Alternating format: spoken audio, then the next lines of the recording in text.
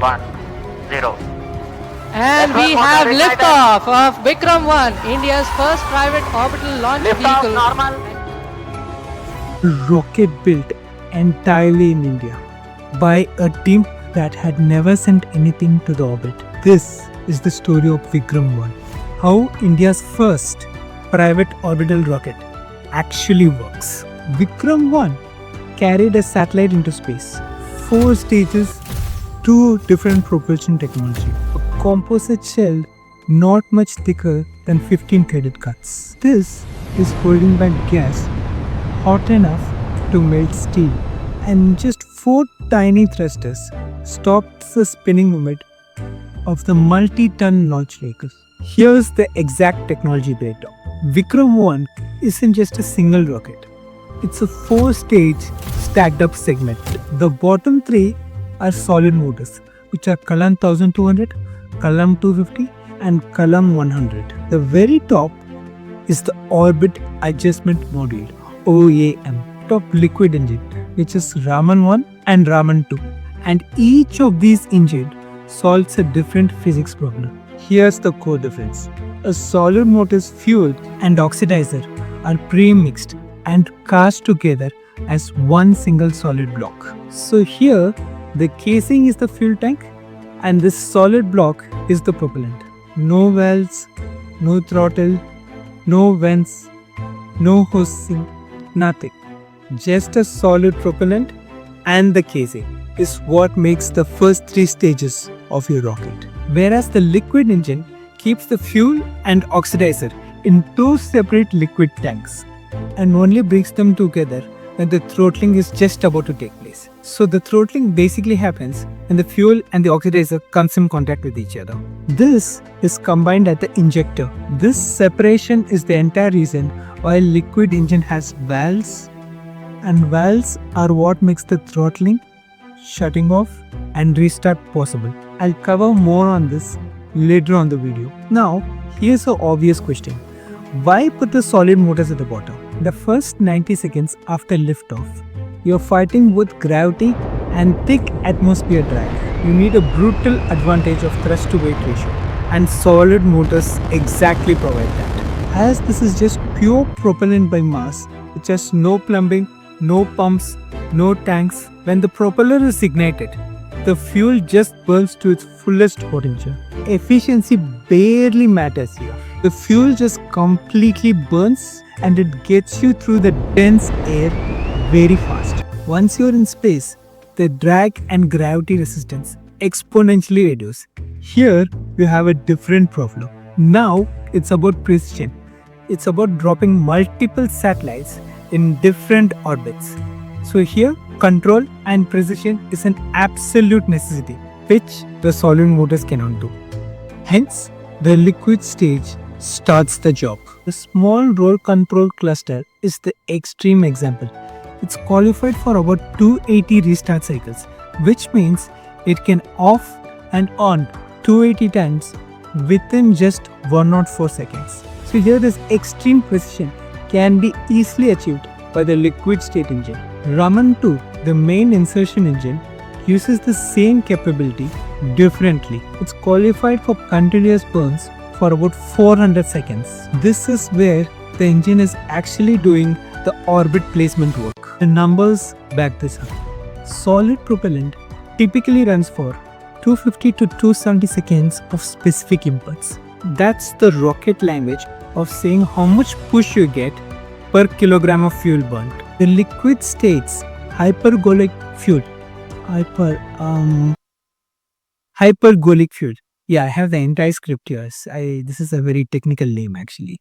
Hypergolic fuel runs meaningfully higher up to 336 seconds. These conditions were tested in absolute vacuum.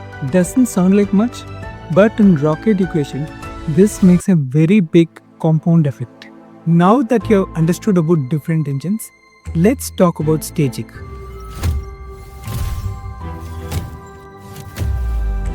Multi-staging itself is way stricter than what most people assume. It's not just one engine handing the job to the next one, like a boss handing over the work to employee.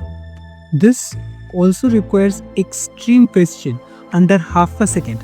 Otherwise, the separation impact itself will cause unnecessary inertial effects to the payload, which can possibly fail the satellite. Precision pneumatic separation takes place within 0.5 seconds with the help of pneumatic actuator positioned in each and every stages of the Vikram-1 launch vehicle. The next stage is ignited only when the previous stage is properly disengaged. If you see the acceleration graph, you can clearly observe a drop during the multi-staging sequence.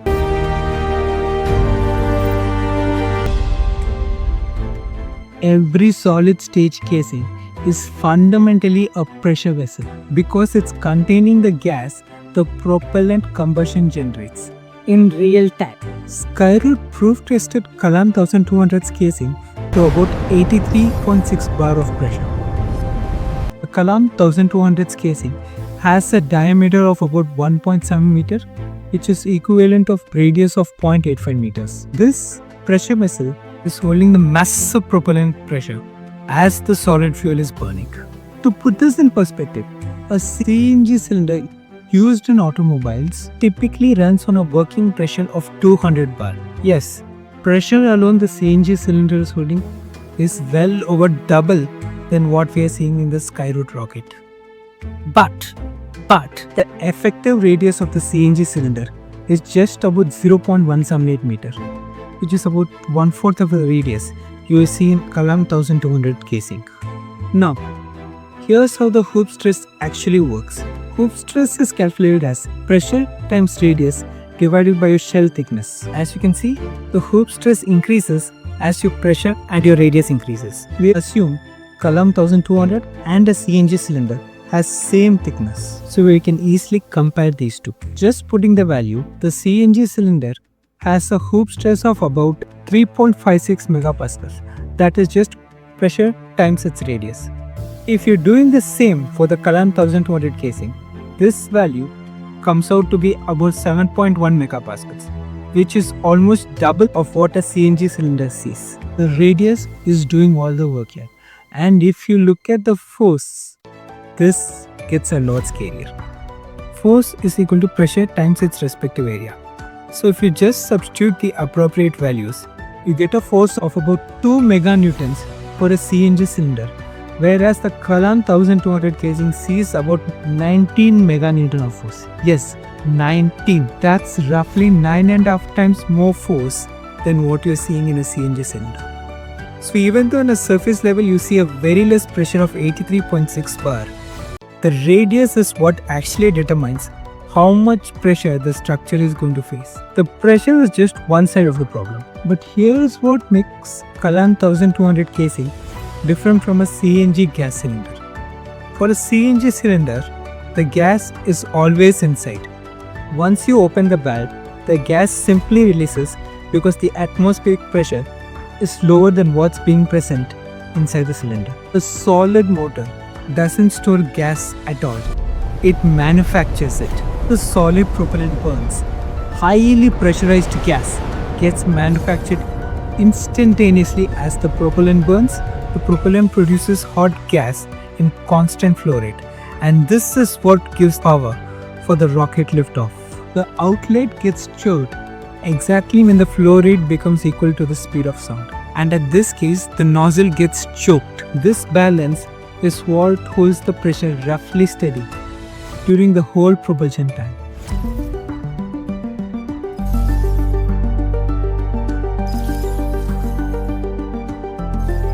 So, why choose carbon fiber as a material for this casing?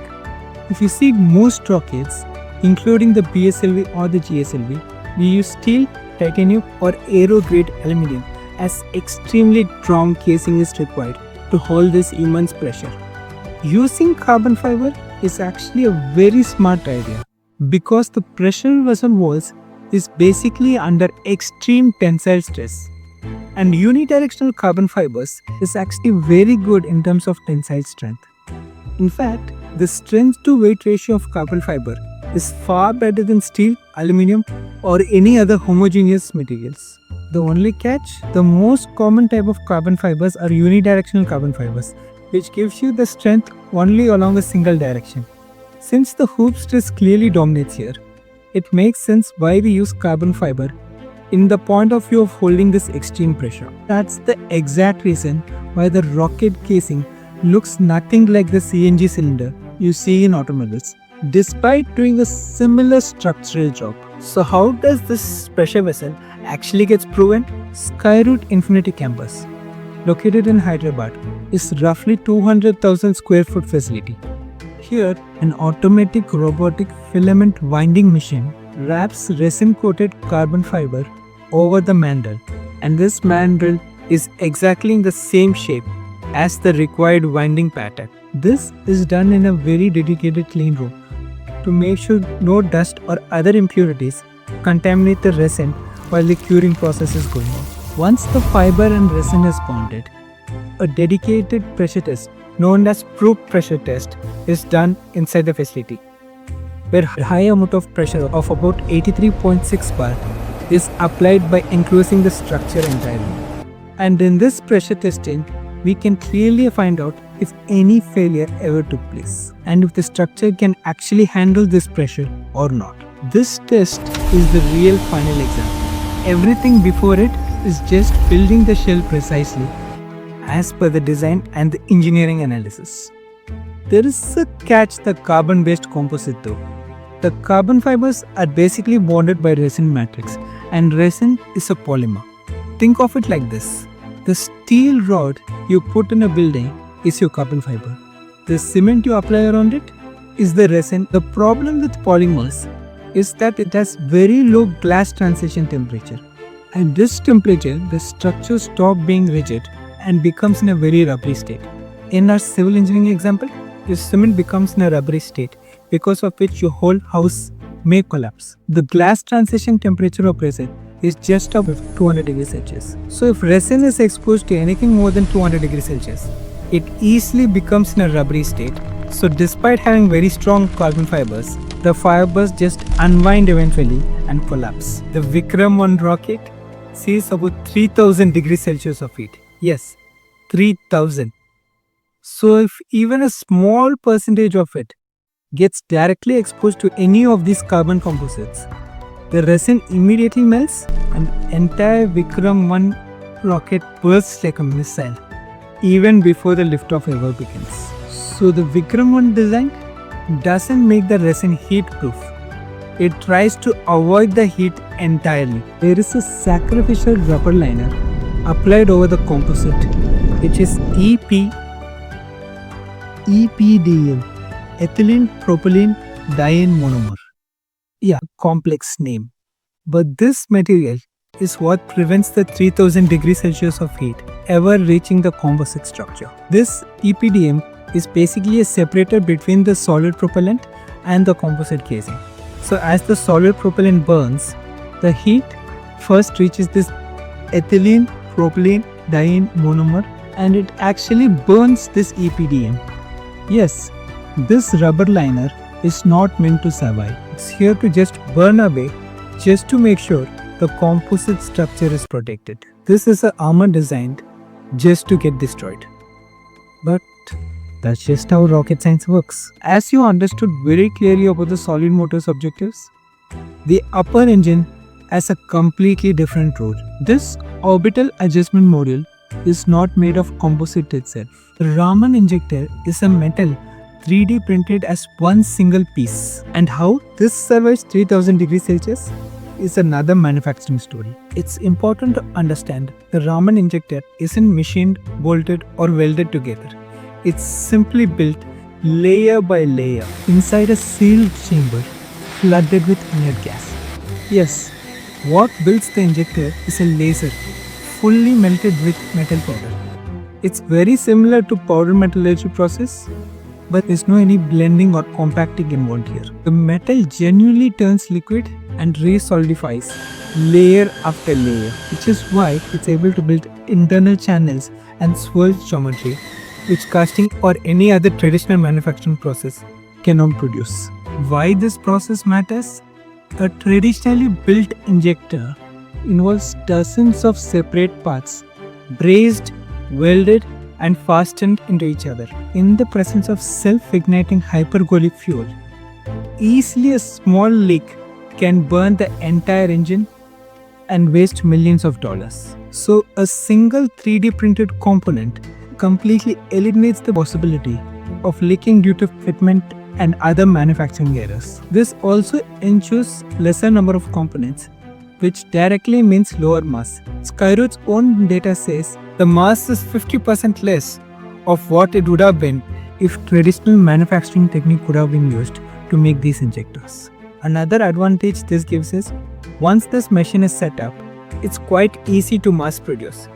So this almost saves 80% of the lead time, and it saves a huge amount of manufacturing and inventory management cost. The rocket has to basically control three axes: pitch, yaw, and roll. The solid stages control pitch and yaw by gimbaling the nozzle itself. But the roll, that's something the physics will just not allow. Thrust vector can push the nose up, down, right and left, but it cannot control the roll. The physics cannot allow it. Take this as an example. Think about trying to twist a screwdriver by applying the force at the handle in a completely different direction. No matter how much force you give and how much you try to tilt, you'll not be able to do it. This is the exact same reason why the solid thrusters, no matter how much it tries, can never control the roll motion, as it creates a spin about its own central axis. So the roll control is handled separately. It's done by 4 small thrusters located at the top at the Raman-1 liquid phase engine, and they are active from the moment of liftoff.